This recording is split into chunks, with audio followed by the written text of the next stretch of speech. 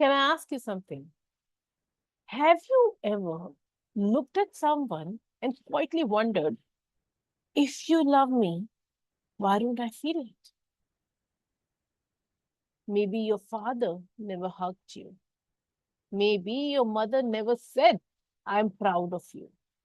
Maybe your husband never says, I missed you. Maybe your child loves you deeply but never expresses it. And somewhere, a question quietly settles inside your heart. He maybe they don't really love.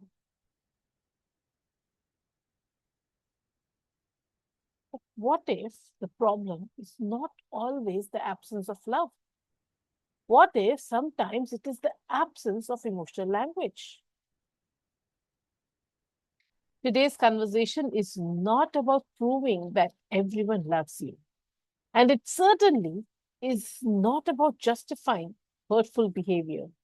If someone has abused you, manipulated you, or repeatedly disrespected you, understanding psychology should never become a reason to ignore your own well being. This conversation is about something else. It is about the people who genuinely care but never learn how to show it. And understand that difference might change one relationship in your life forever. Hi, I'm Karishma. Welcome to Finding Her series. Today, let us explore a question that quietly lived inside many of us. Can someone love you deeply and still struggle to express it? Well, let me tell you about two homes. Okay? Uh, in the first home, every morning begins with hugs. Parents say, I'm proud of you. I love you. How was your day? Affection is visible. Words flow easily. And imagine another home, where the father leaves for home at 6 in the morning, comes home tired, pays every bill, never misses school fees, makes sure everyone is safe. But in 20 years, he never once says, I love you. Now, here's my question. Which father loved his child more?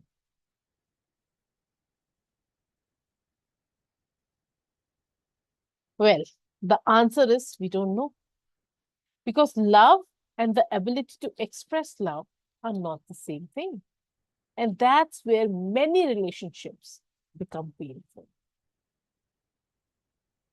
Here is something that psychology teaches us: we don't automatically know how to express emotions. We learn it. Yes, we learn it. Children don't just inherit eye color, they inherit emotional habits as well. If a child grows up in a home where affection is spoken, you usually learn to speak it. And if a child grows up where love is shown through responsibility instead of words, they often learn that version of love. Imagine, imagine a little boy. He falls, he cries. Someone comes, someone says, strong boys don't cry, beta. Again and again and again. Years later, क्या होने वाला है? Years later, he becomes a husband. He loves his wife, but every time he wants to say, I am scared or I need you, his mind freezes. Not because he does not feel it, because he never learned the language. Sometimes adults don't lack love, they lack vocabulary.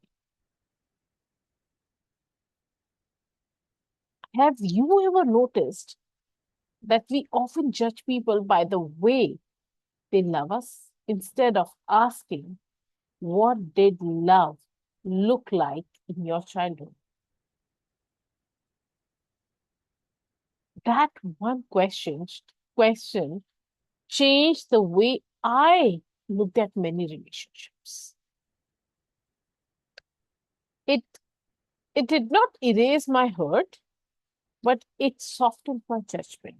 And sometimes understanding creates space for healing. Not always reconciliation, but understanding. One of my favorite books, The Five Love Languages, right? It reminds us that people often express love differently. Some express through words, some express it through service, others through time, some through gifts, some through touch. And think about your own life. What if your father never said, I'm proud of you? But every winter, he quietly made sure that you had a warm sweater before he bought one for himself. What if your mother never hugged you, but stayed awake all night when you had fever? What if your husband never writes romantic messages, but remembers to fill your car with fuel because he knows you will be busy tomorrow?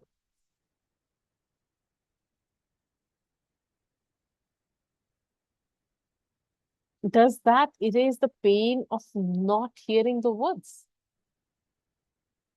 No. But it invites another question.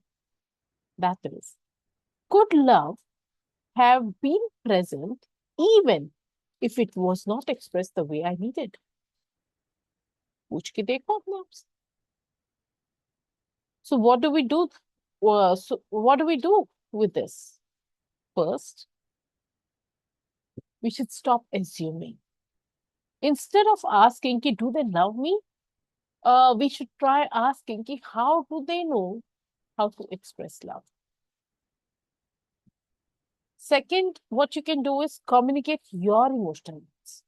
People cannot guess what makes you feel loved.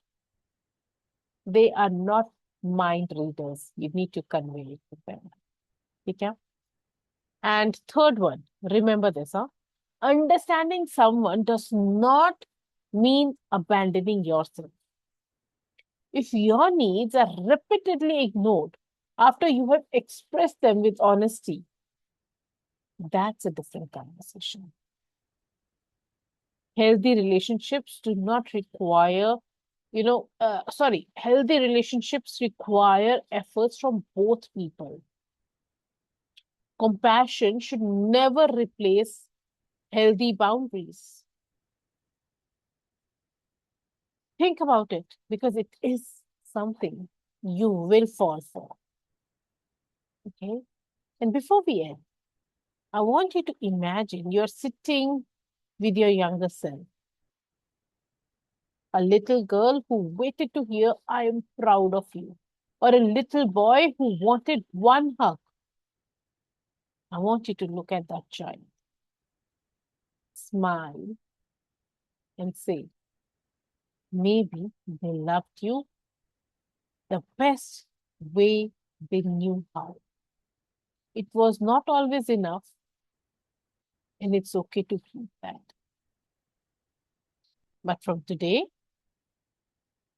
you don't have to keep waiting. You don't have to keep waiting for the words that may never come. You can become the person who speaks them to yourself. Because maybe healing is not always about receiving the love you missed. Maybe it's about learning to give yourself the love that you have always been waiting for, the love that you have been seeking. If today's conversation touched your heart, I want you to complete just one sentence in the comments. That is, today, I understand dash, dash, dash. Not because understanding changes the past, but because sometimes it changes the way we carry it. Right? That's it for today. Until next conversation, be kind to yourself because the person listening to your thoughts is first and always you. God bless you.